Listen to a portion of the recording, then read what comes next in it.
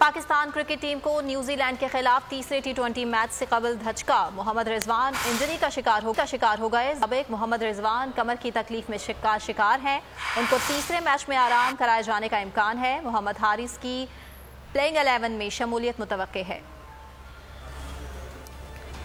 हवाए नफ्स की है हुक्मरानी, लुटेरा कर रहा है पासबानी। बोल न्यूज के मार्केटिंग हेड आकाश राम ताहा लापता।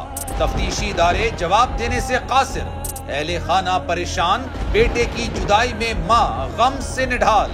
जो बच्चो हिंदू हुआ पर आए थे जो को पाकिस्तानी, मुझे मेहरबानी करे पंहिंजो आकाश वापस कयो।